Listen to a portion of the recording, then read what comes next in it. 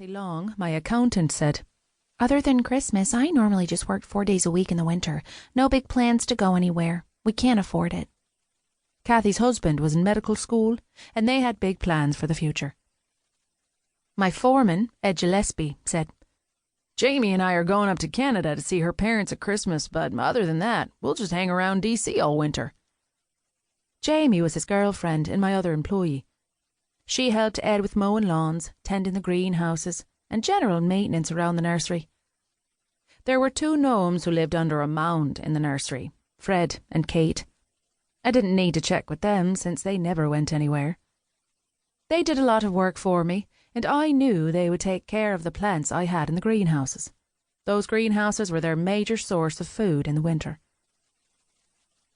The other inhabitants of the nursery were the fairies, but they were already preparing to hibernate through the winter. When the first frost hit, we wouldn't see them again until spring. "So where are you going?" Jamie asked.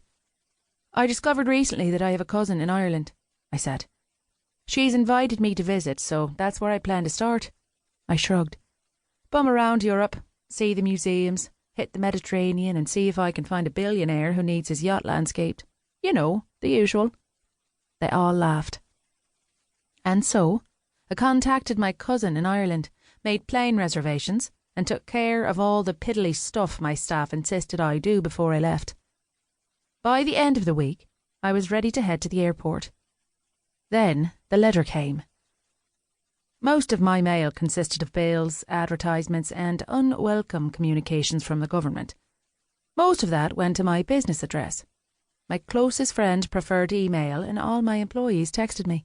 So, a letter addressed to my real name arriving at my home was unusual. A faint residual trace of magic lingered on the envelope, from either the sender or someone else who handled it. I tore it open and stared at the elegant Elvish script. "Sel Kelana, an urgent matter requires your attention. I understand that you will be in Iceland and have taken the liberty of changing your flight plans. My representatives will meet you at the airport and escort you to Alfenholm.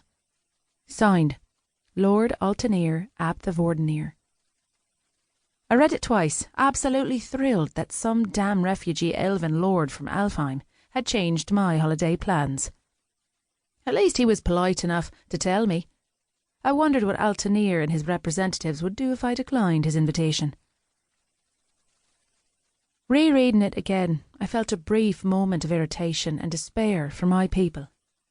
All 4 major elven groups on Earth had called their settlements Alfenholm. So much for creativity. I tried to imagine the look on Altanir's face if I showed up at the wrong one. Probably it would piss him off, plus it would piss off the lords and ladies at the place where I did show up. I had met very few elven nobles, but they weren't known for a sense of humour. My flight was booked through Reykjavik to Dublin in Ireland, and my distant cousin would meet me there. I had never met her, but she contacted me after the Washington, D.C. incident the previous summer, and invited me to spend Samhain with her and her family. Incident was what the press and the government insisted on calling a magical catastrophe that was almost followed by a civil war between humans and paranormals, as humans like to call any being who didn't show up in Earth's fossil record. No matter how hard I tried to keep a low profile, word of my involvement leaked to the press. And as much as I would have liked to shove a microphone up a couple of people's butts, that would have been rude, and elves were never rude. Thus, the letter from Altanir politely informing me that he felt entitled to redirect my life. I had to assume he had heard about me the same way my cousin had, from the damn TV. I seriously doubted that I would consider his urgent matter as being very urgent to me, but as I went about the rest of my day, I realised that I was very curious.